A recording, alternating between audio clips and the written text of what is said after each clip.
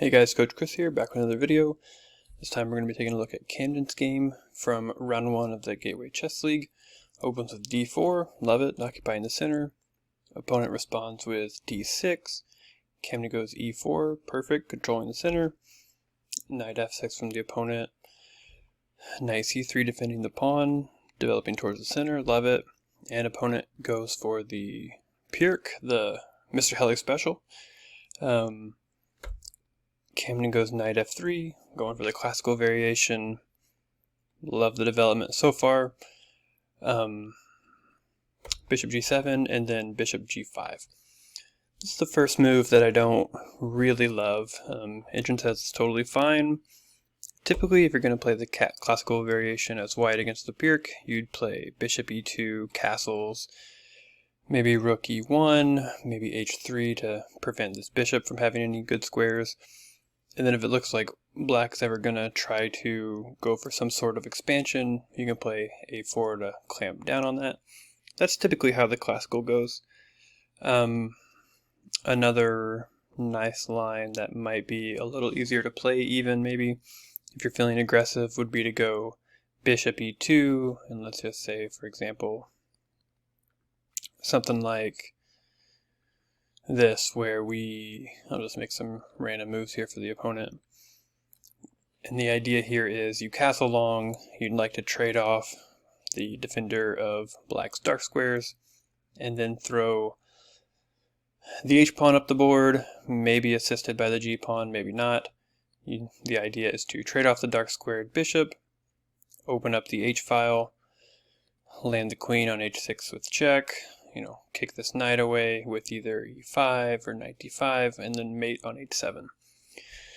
So pretty simple, pretty primitive, but practically very difficult for black to stop. Classical variation, a bit more positional, very solid, also a totally fine way to play. So bishop g7, bishop g5, castles, and e5. And this is another move that I don't really like. E5 is very often played in various positions in the sort of Pirc modern defense worlds. It's also very often what a Pirc or a modern defense player wants to see. They're playing a hypermodern opening, which means that they're sort of waiting for white to occupy the center so that they can use it as an object to attack. And they often like central aggression because it leaves weaker squares in their wake. And so here, after d takes, I thought Kamden's intention was to take back with the pawn. The engine likes that the best. It also makes the most sense to me. It hits this knight, offers a queen trade. Black doesn't really want to trade because we would just replace our queen with the rook. And so if the knight goes back, then we do need to cover up our e-pawn. Engine would like to sack it to just wreck the structure around the king. I think another way you could play probably is just bishop f4. Let's see if the engine likes that. Yeah, engine says it's fine. But this makes the most sense to me, just really trying to nail down this annoying e-pawn. In any event, taking with the knight, the knight on e5 looks pretty good right now, but it is very easily challenged by the b knight. Whenever the c-pawn goes forward, if it knocks out the d-pawn, that would knock out the support of the e5 knight. And as we see in the game, we need to be very mindful that whenever we have two pieces right here, we are subject to pawn forks. But we're getting ahead of ourselves.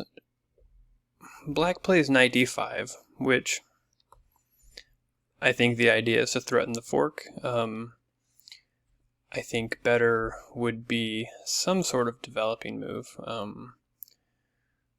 I would prefer to develop this knight here just immediately and challenge that knight. That would be my preference as black, but in any event, knight takes, knight d5, moving a piece that's already developed. Don't love it.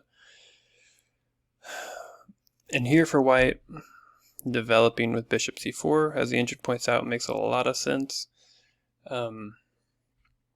Kamden took, releasing the pressure, helping the queen to develop. Don't love that, but this is the blunder. So f4, which kind of makes sense, right? Our knight was attacked twice by the queen and the bishop, so very understandable move. Runs into the f6 fork, but not immediately. Here, the opponent played f6, and it's very, very easy to think when you don't have an engine running.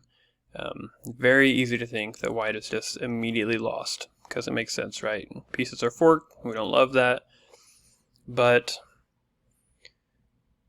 Kamden had a chance here to win the game outright, and the way you find the winning move is you say to yourself, hey, black brought the queen out early. That's not generally supposed to happen because it is subject to minor piece attacks. Black moved a pawn around his king's shelter early. Generally don't like to see that because it weakens the king's shelter. How do we take advantage of this now weak open diagonal? Bishop c4. Pinning the queen to the king and winning the game immediately. The correct way to execute this maneuver was to throw in this check first so that the queen's not on this diagonal, and then if white blocks, now f6 is working. This is not a nuance I immediately picked up on until I ran the game with an engine, so totally understandable that Kamden didn't see it either. That said, in a 60-minute game, when you have 60 minutes to make all your moves, if you run into a move like f6 and you think you're just lost, if you think you're about to go down a piece and you have 60 minutes on the clock, really think about it. See if there's something deeper that you just haven't seen yet. See if you have to go down a piece, see if there's some way to go down in the most annoying way possible for your opponent. And don't panic. And I think if Kamden would have seen this position in Puzzle Rush, for example, I think he probably would have spotted Bishop c4. But in the heat of the battle in a real league game, very easy to miss Bishop c4, and I missed it too before I ran the game with the engine. So unfortunate there. So we go down a piece, and then so obviously that's tough.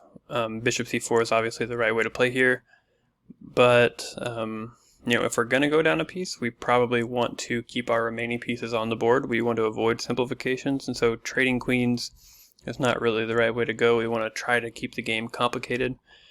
And it's interesting, here Kamden spots the check, but not a few moves before. That really makes me think that in this position, if he had just taken some time, he would have spotted it. So here we are, Bishop c4, king moves away, and knight g5 is the right idea, recovering a pawn. For all practical purposes, the game's just over here, black's up a piece. Kamden does fight on very, very admirably. For the game lasts 79 moves, so huge kudos to Kamden for continuing to fight here. Love to see that. As we've seen so many times at Jackson Chess, it ain't over till it's over, so way to go, way to continue to fight. My takeaways from this game would be to, if you're going to play the classical, try this bishop e2 castles line, throw in h3 if you want to stop the bishop from having a good square to develop. You can always play a4 to gain some space on the queen side. So I would say either go for that line or the sort of caveman bishop e3, queen d2, castle long, and go try to checkmate your opponent. So I would modify the line slightly, really time your e5 breaks carefully, and then if they do take, you almost always want to take with the pawn to try to restrict the bishop, the knight coming back here, you're capturing that pawn with a tempo. And then, of course, be mindful of fork possibilities. And of course, keep grinding those tactics. That's going to be the takeaway for all of our games, all the time. But so true. Chess is 99% tactics, or at least close enough to not make much of a difference. So, good fight from Kamden. Keep grinding those tactics. Thanks for watching, guys, and I'll see you in the next one.